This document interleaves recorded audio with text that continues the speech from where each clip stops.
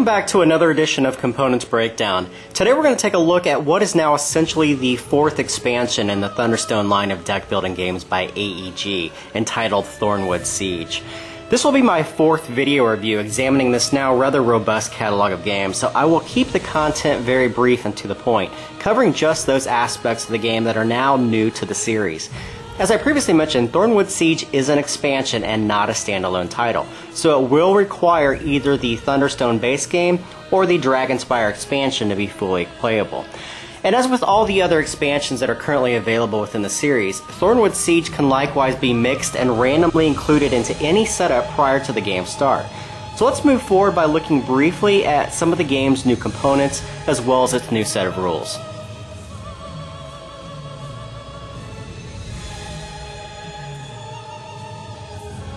In addition to the now very customary staples that come along with most expansions, such as new heroes, monsters, and village cards, Thunderstone Thornwood Siege also introduces two brand new terms to the game's set of rules, both of which currently come into effect through a new set of monsters who can now inhabit the game's dungeon. First is the new keyword that is entitled Raid, which triggers and immediately resolves when a monster with this particular trait is revealed within the dungeon hall.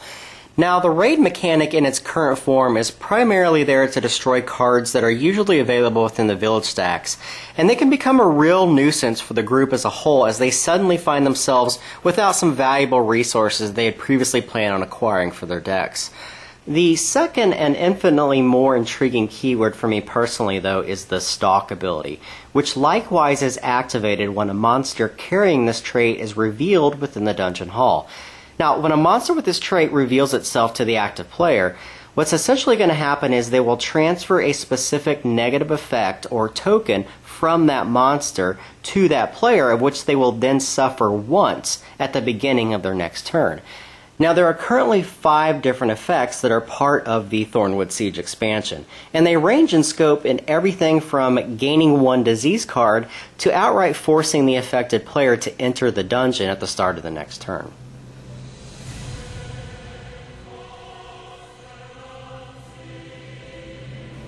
Having played Thunderstone well over about 6 dozen times now in total, I definitely feel as if I'm sufficiently qualified to share my opinions about this release as well as the series as a whole.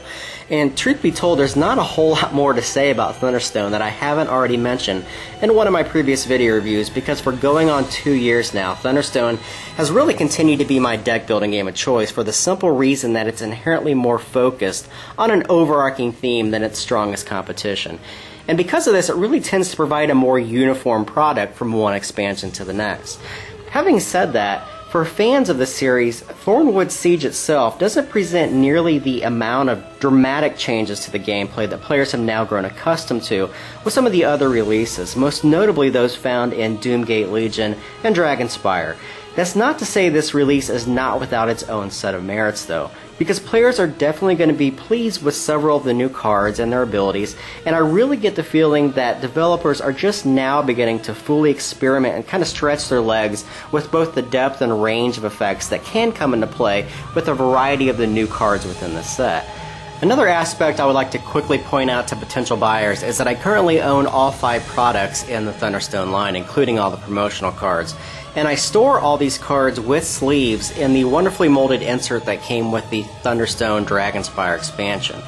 However, with the introduction of this new Thornwood Siege expansion, I'm now no longer able to store all these cards together in one all-inclusive box. And although most people aren't as particular with the cards as I am, for those of you who are, you too will have to finally split up your collection across multiple boxes to store them properly. Overall, though, Thornwood Siege is a very solid and entertaining expansion in the Thunderstone line, but doesn't quite inject the dramatic weight and set of changes that were prevalent by some of its earlier predecessors. So that is Thornwood Siege. I am Jeremy Salinas, and thank you very much for watching.